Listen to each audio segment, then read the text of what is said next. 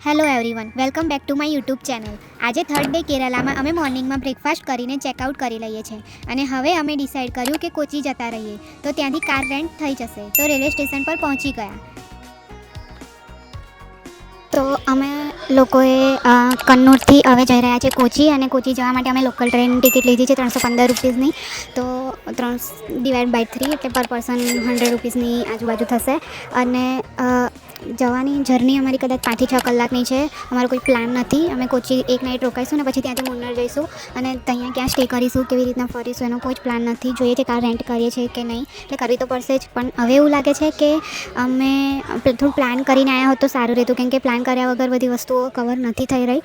અનપ્લાનના લીધે અમુક વસ્તુઓ અમે મિસ કરી રહ્યા છે. તો શાયદ આ જર્ની પરથી મને બધું બહુ શીખવા મળશે કે ઠીક છે, કોઈક વાર અનપ્લાન વસ્તુ હોય, બટ આવી કોઈ દૂરની જર્ની તમે કરતા હોય તો ઓબ્વિયસલી પ્લાન કરીને જાઓ તો વધારે સારું.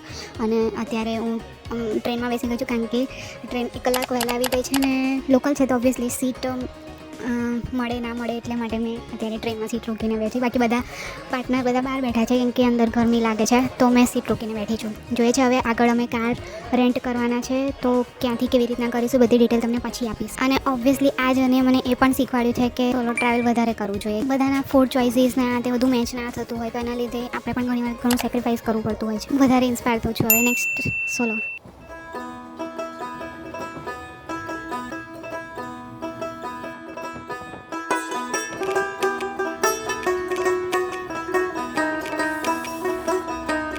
કેરાલાની ટ્રેન જર્નીનો એક જ ફાયદો છે, સીનરી બહુ જ મસ્ત જોવા મળે છે, કેમ કે અહીં બેકવોટર બહુ છે.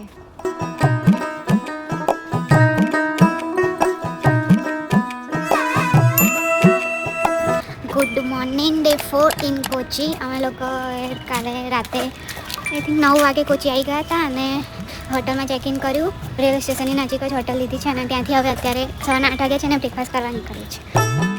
બ્રેકફાસ્ટમાં અમે લોકોએ મંગાવ્યું અપ્પમ અને ઇડલી, બટ સાચું કહું તો ટેસ્ટમાં બહુ જ બેકાર હતું. તો ટેસ્ટ ચેન્જ કરવા અમે પીધું જ્યુસ. હવે અમે કાર રેન્ટ કરી હતી, એ ડ્રાઈવર આજે આવવાના હતા, બટ એન્ડ ટાઈમે કહે છે કે આજે તમે કોચી ફરી લો, હું કાલે આવીશ અને કાલથી આપણી ટ્રીપ સ્ટાર્ટ થશે, બધું કવર થઈ જશે આરામથી, એવું કીધું. અને ફરી અમે બધું માની પણ લીધું. પછી અમે લોકોએ હોટલ ચેન્જ કરી, કેમ કે પહેલી જે હોટલ હતી બહુ જ અનહાઇજેનિક હતી.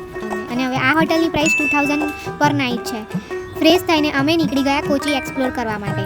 તો સૌથી પહેલાં અમે જઈએ છીએ કેરાલા ફોકલોર મ્યુઝિયમ વિઝિટ કરવા.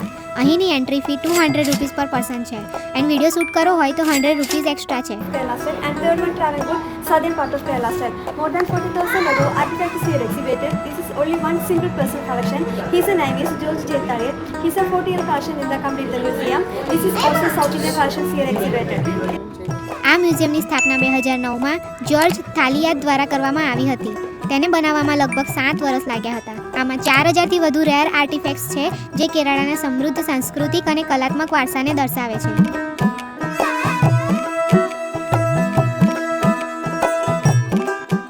અને અહીંના ટીવીમાં અમે થય્યમ જોયું, જે અમે કન્નૂરમાં મિસ કર્યું.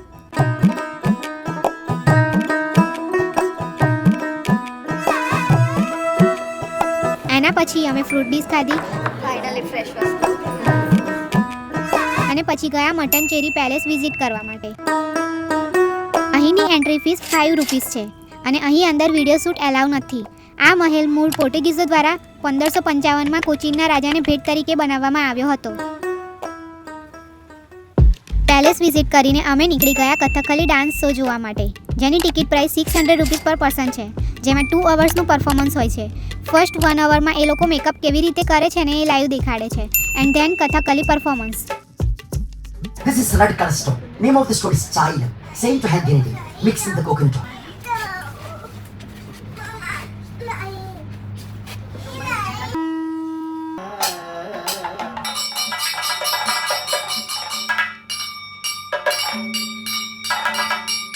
Sarcasm.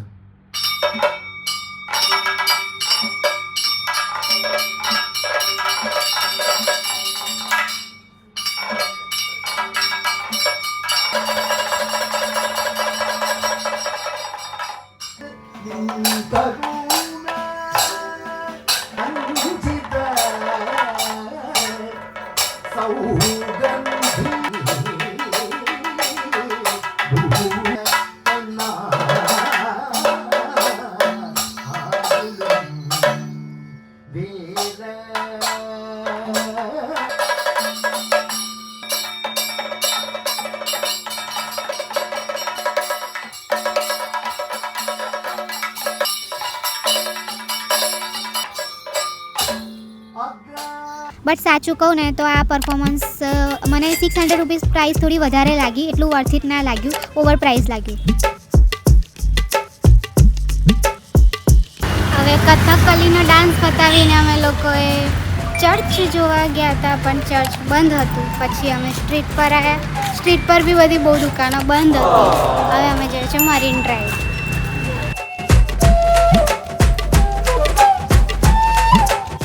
હવે અમે નીકળી જઈએ છીએ મરીન ડ્રાઈવ પર. બટ અહીં જતાં પહેલાં અમે આજુબાજુની ગલીઓમાં ફૂડ શોધીએ છીએ, તો ડિનર કરીને શાંતિથી મરીન ડ્રાઈવ પર ટાઈમ સ્પેન્ડ થાય. રસ્તામાં એક ગુજરાતી શોપ પણ દેખાઈ અને ફાઇનલી અમે વેજ રેસ્ટોરન્ટ મળી ગઈ અને એમાં અમે રિસ્ક લીધા વગર દાલ રાઈસ મંગાવ્યા. એન્ડ સાચું કહું, બેસ્ટ હતા, મતલબ ઘર જેવા જ, મજા જ આવી ગઈ ખાવાની. આફ્ટર 4 days આજે મેં કંઈક ખાધું હોય ને એવું લાગ્યું મને. તો મસ્ત પેટ ભરીને ખાધું અને પછી ગયા મરીન ડ્રાઈવ એક્સપ્લોર કરવા. કંઈ ખાસ લાગ્યું નહીં, મુંબઈના મરીન ડ્રાઈવ જેવી વાઇબ નથી. એક વસ્તુ તો નોટિસ કર્યું મેં, કેરાલામાં નાઇટ લાઈફ જેવું નથી. અહીં બધું મોસ્ટલી 9-10 વાગે બંધ થઈ જાય છે, એ પણ સિટીઝમાં. બટ એનીવેઝ હવે જઈએ છીએ પાછા હોટલ પર, કેમ કે અમે કાર રેન્ટ કરી છે, એ ભાઈ કાલે મોર્નિંગમાં વહેલા 8 વાગે અમને પિકઅપ કરવા આવી જશે. તો અમે લોકો બસ હવે કોચી ફરીને આવી ગયા છે પાછા અમારી હોટલમાં, અમારી રૂમ પર. અને હવે કાલે ક્યાં જવાના છે અમને કોઈ જ આઈડિયા નથી, કાં તો મુન્નર કાં તો LAP, વી ડોન્ટ નો, કોઈ જ પ્લાન નથી. બટ હા એટલું ખબર છે કે અમે કાર રેન્ટ કરી છે. હવે કાર ડ્રાઈવરને અમે કાલે પૂછીશું કે અમારી જોડે હવે 4 જ દિવસ બચ્યા છે. આગળના 4-5 દિવસ અમે લોકલ ટ્રાવેલ કર્યું, લોકલ એક્સપિરિયન્સ કર્યો. હવે કાર રેન્ટ કરીશું, કેમ કે લોકલ કરવામાં બહુ ટાઈમ જતો રહે છે અને પ્લેસીસ પછી એટલા કવર નથી થતા. તો પછી આટલા બધા દૂર આવ્યા છે અને પ્લેસીસ કવર ના થાય તો મજા ના આવે. વાત તો સહી હે. તો અમે હવે પાછળના 4 દિવસ કાર રેન્ટ કરી છે.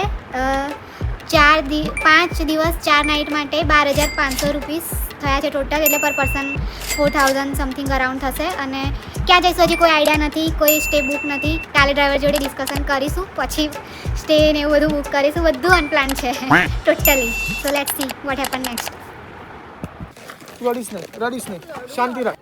ચલ ചൽ എൻ്റെ മള്ളിക്ക് ഒരു തുറക്കി കേട്ടോ കളിക്കാൻ നിൽക്കണ്ട എടുത്തു എടുക്കാം